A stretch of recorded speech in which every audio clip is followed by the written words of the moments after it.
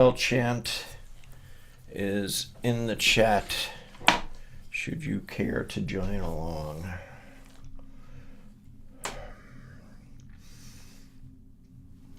Chant is in.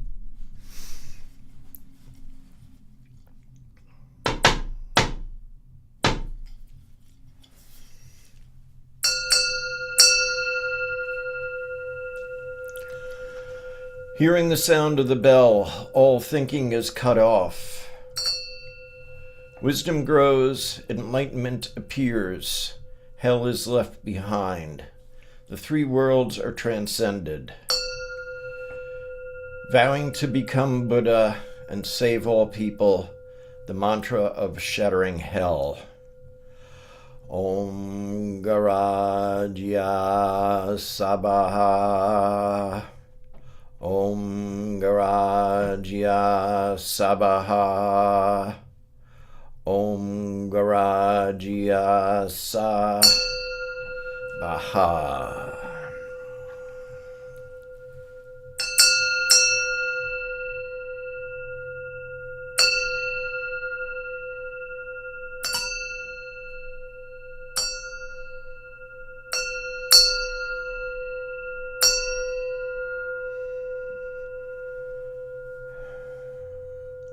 We'll take refuge.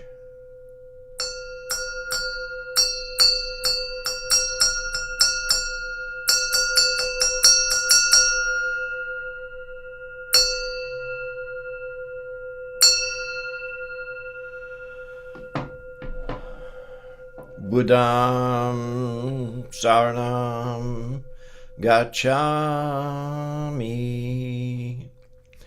Dhammam Saranam Gacchami. Sangham Saranam Gacchami. I go for refuge in the Buddha. I go for refuge in the Dharma. I go for refuge in the Sangha. Buddham Saranam Gacchami.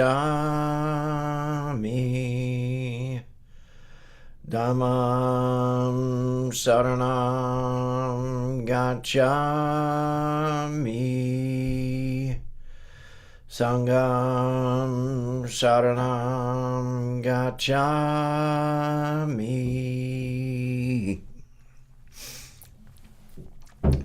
Okay, so let us begin with our first period of seated meditation.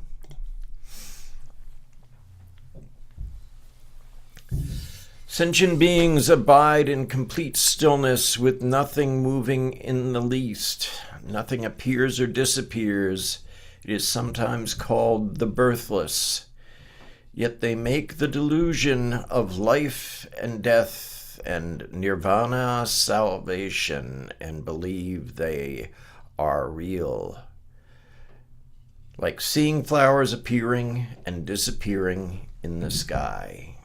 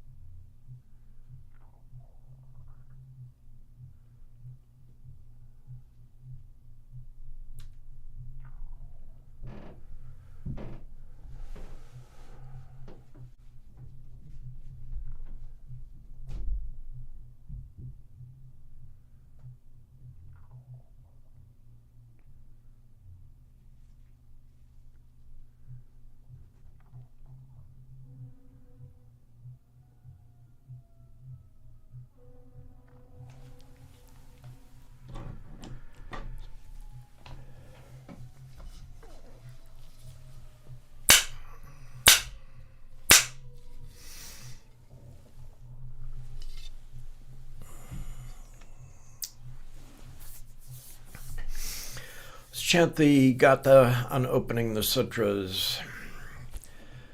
This Dharma, incomparably profound and minutely subtle, is rarely encountered, even in hundreds of thousands of millions of ages. Now we see it, hear it, hold, and maintain it. May we completely realize the true mind of all Buddhas.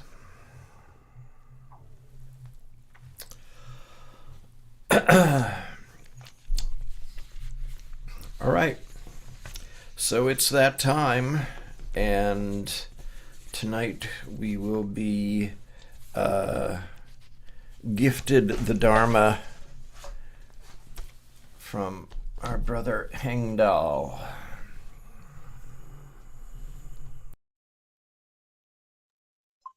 Good evening.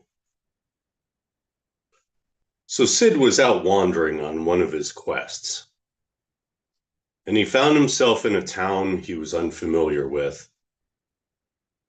And it had been a while since he'd sat with a Sangha, so he started asking around if there was a Zendo or a Sangha community in the town. And he asked several people, and nobody knew of any Zen or Buddhist groups or Zendo or meditation groups. And finally, one kindly stranger said, "Well, I don't know of a Sangha, but there's a Quaker church right down this road here. And they have service on Wednesday evenings. I've heard they're pretty similar in some ways to Zen. So if you just walk down that road, you'll see the meeting house. It's this little low, simple building." And so I thought, okay, I'm game. I'll try something different. So he walked down the road, and sure enough, it wasn't exactly a Zendo, but there was just this plain little building sitting there in a field. And walked up a couple of steps and inside, and a greeter stood there and said, "Welcome, friend. Sit anywhere." Sid looked around, and there was just these rows of plain seats facing a blank wall. And he thought, must be like Soto. So he went and he picked a seat and he sat down, and other people filed in, and they all sat down, and everybody was just sitting there. And Sid's waiting for this to, get started. I mean, even Soto, they do something, right? Get going, get you in the mood, gear up. He's just sitting there and he's looking around, and everybody else is just sitting there, and there's no incense or candles. Nobody's saying a prayer or doing anything. And he just sits there for a while. He's trying to be really, polite, and figures maybe they just warm up a lot to this. And finally, he can't stand it. And he leans over to a person next to me and whispers, "Excuse me, I was just wondering, when does the service start?"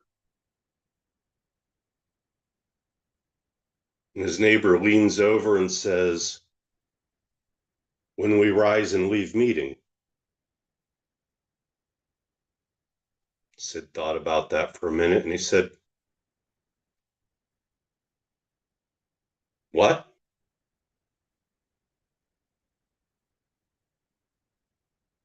"When we finish and leave, that's when the service starts."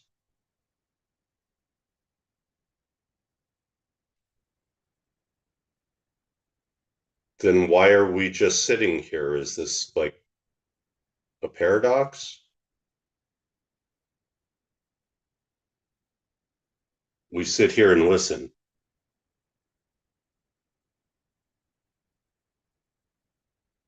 "For what?"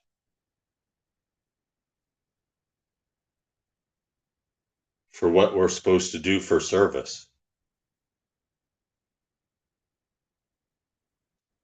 "Brother, I don't mean to be weird or sound crazy, but what are you talking about?"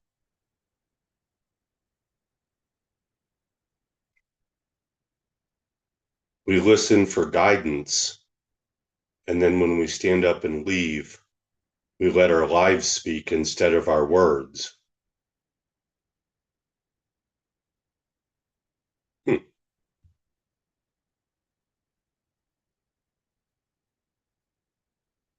So you don't use a lot of words?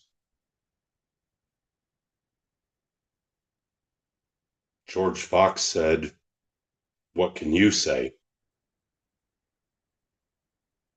Hmm.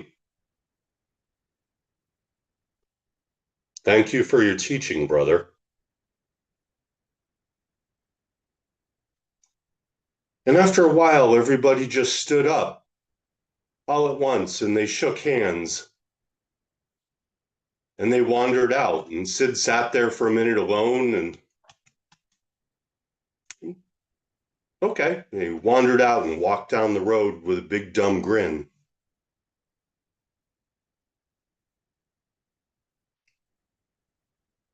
We talk a lot about not just parroting words, not just memorizing scripture. The name I was given, for whatever reason, Hangdal, supposedly means attain action or realize action. I've accused people of slipping something else in there that they're not telling me, like some kind of great joke, but we'll go with it and assume that actually has something to do with my name. So what's action? In a recent talk, we discussed the famous Bodhidharma episode with the emperor, and that doing action for oneself that's not focused to others attains no merit. And we've talked about some teachings that all too often seem to think that the Dharma means you try to seal yourself up in a little box, one of those little chambers, like where you float in sensory deprivation tank and you commit no negative karma. And so if you sit in your deprivation tank, floating in the water with no negative karma, everything will be better sometime, some birth, some life. But our order says, only don't know and how may I help you? So if we look at the Eightfold Path and has all these virtues, all these right ways, skillful means, and one of them is Sama Kamanta. I'm probably pronouncing that wrong. Minwoo, you can, correct me later. But look it up. It basically spells that way. I don't speak Pali. Right action. And 9 times out of 10, if you look up right action from the Noble Eightfold Path, you'll be told all the don'ts. Don't commit this thing. Don't do that thing. Don't do the other. Abstain from this. But is that neutral karma? What if your neighbor needs something? What if right action is not just abstaining, but doing? In an age where the poisons, greed, hatred, delusion seem to be taking over, when we kind of wander through our days shaking our heads, saying, wow, I was deluded. I thought maybe our society was past a little bit of this, maybe. Is it just a path of not creating negative karma? Or are we duty bound to do something that is how may I help you? That is right action, skillful means, that by our actions, not our words, not quoting some Buddhist scripture, not quoting some scripture from anywhere, not wandering around just being all zenned out and peaceful, means in our thoughts, in our deeds, in our words, in the way we smile at a stranger, in the way we hold a door, in the way we help someone, in the way we're present to somebody who is suffering, showing true compassion, in the way that we actually evoke that joy at somebody else's good fortune, in a way where our lives and our actions and the way we present ourselves to our neighbors, who probably have no idea what religion we are or anything else in most cases, do those actions speak to what we practice? I think it was Andre who said, don't be a Buddhist, be a Buddha. So what are our actions? What should we do?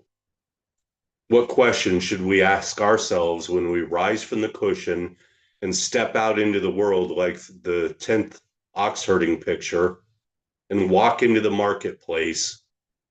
And how should we live? And how should our lives speak? And the challenge to me, to everyone is, so what can you say?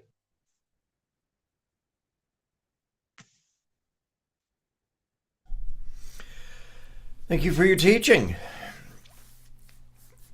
Dragon Tooth. I mean, Hangdal.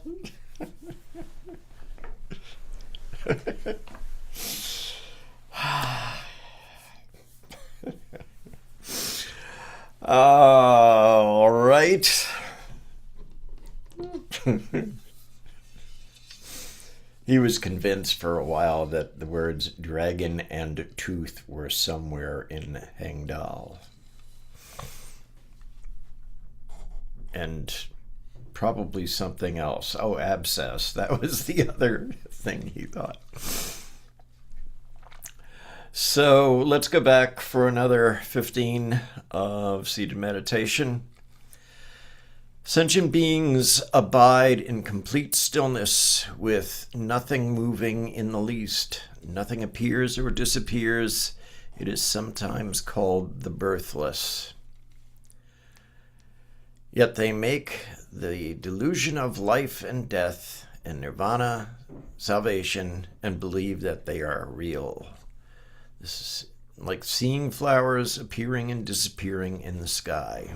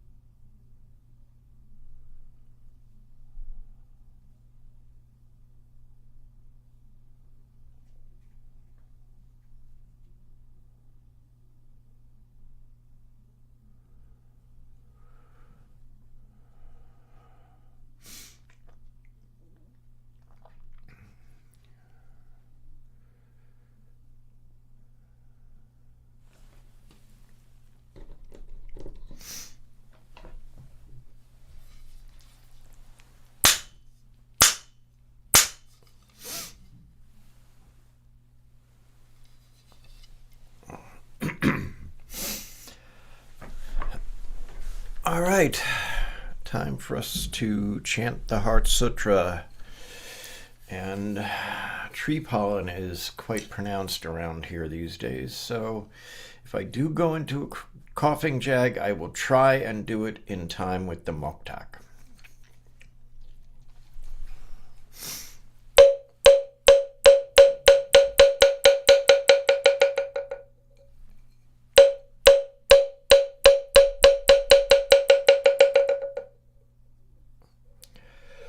Mahaprajna Paramita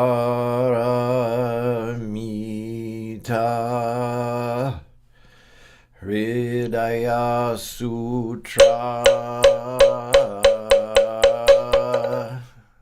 Avalokiteshvara Bodhisattva when practicing deeply the Prajna Paramita perceives that all five skandhas are empty and is saved from all suffering and distress. Shariputra, form does not differ from emptiness. Emptiness does not differ from form. That which is form is emptiness.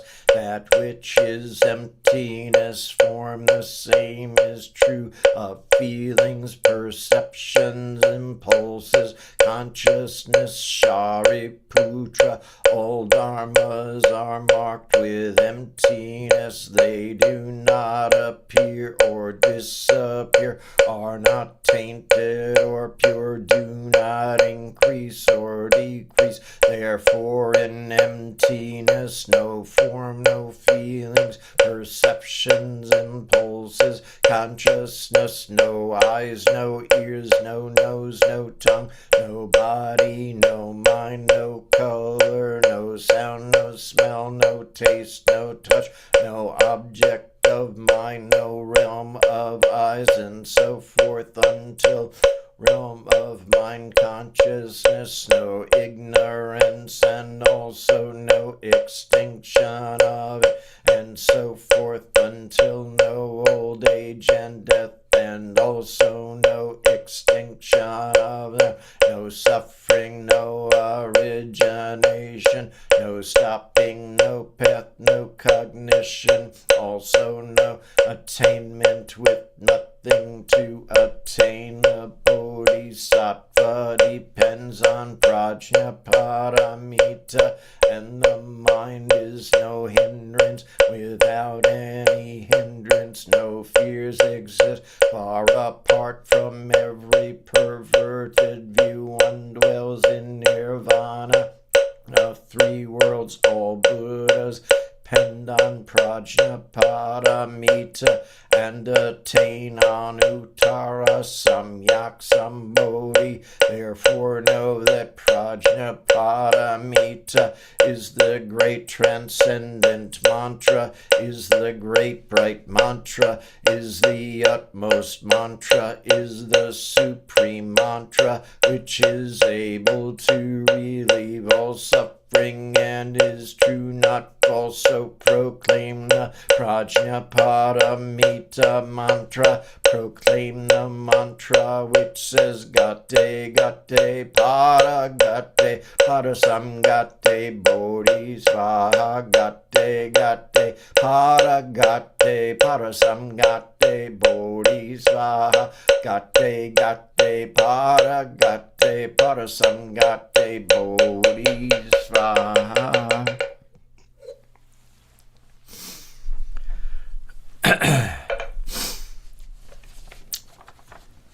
Let's do our dedications of merit. I have a few.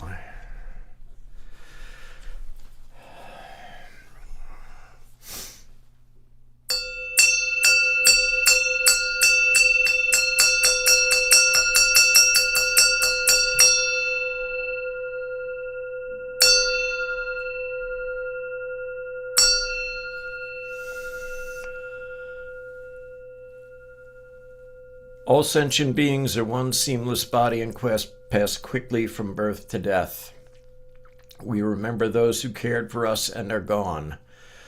Those who are ill, those who are at war, who are hungry and who are in pain, may they heal and have peace. We especially dedicate our service to Brian Unger, Nathan Howe, Mike Gingy Wood, Blake Huntley, Amy Rowan. Would anyone else care to add someone to that list? Mylin Pham. Any others? Barry and Juanita, Debbie and Alicia. Anyone else?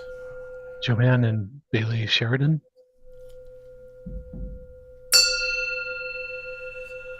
All beings in the 10 directions, subject to the greed, hatred, and delusions of themselves and others.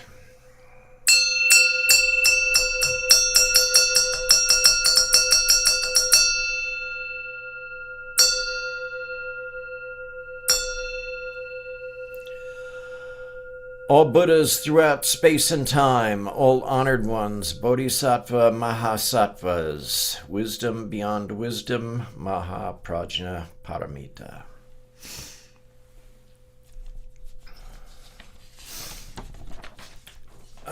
Let's do Venerable Wanji's loving kindness meditation.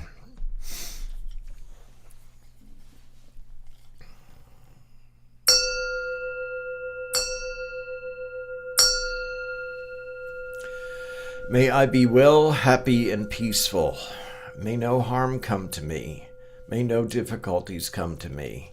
May I have a calm and peaceful mind. May I have patience, insight, courage, and compassion in meeting the challenges of life. May my parents be well, happy, and peaceful. May no harm come to them. May no difficulties come to them. May they have a calm and peaceful mind. May they have patience, insight, courage, and compassion in meeting the challenges of life. May my teachers be well, happy, and peaceful.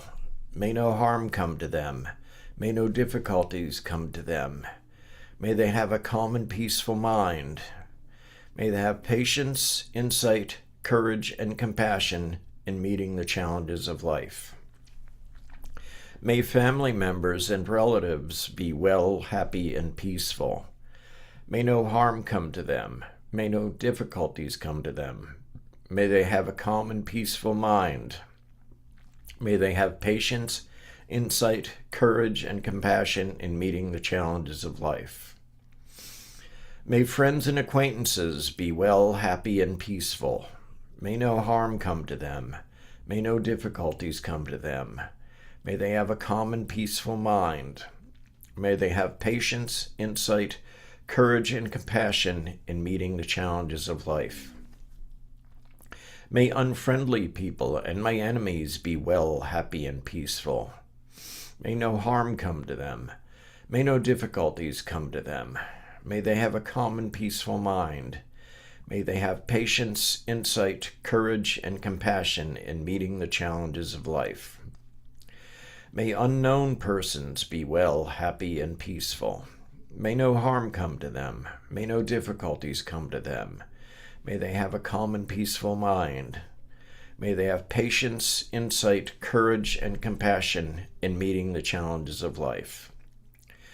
May all beings, with form and without form, visible, invisible, born or coming to birth, large and small, from the highest realm of existence to the lowest, be well, happy, and peaceful. May no harm come to them. May no difficulties come to them. May they have a calm and peaceful mind. May they have patience, insight, courage, and compassion in meeting the challenges of life.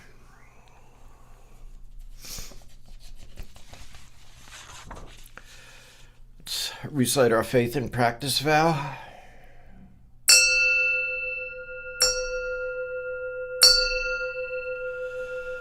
I will never retreat and will be firm in my mind in this correct Dharma. I will escape from the samsaric cycle of birth and death and definitely will see my original face. I will be sure to inherit the life of insight of the Buddha and save all sentient beings. Brother Hangdal, you're on.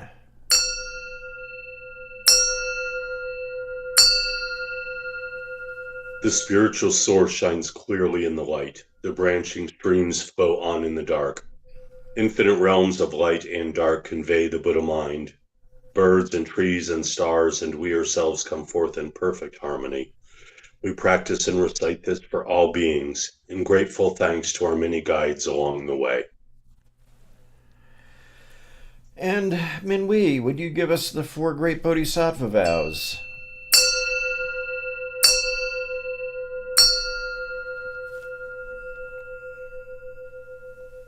You're muted.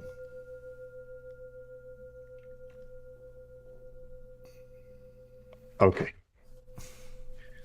Sentient beings are numberless. We vow to help them all. Delusions are countless. We vow to see through them all. Opportunities to awaken are infinite. We vow to embrace them all. The Buddha way is endless. We vow to embody it.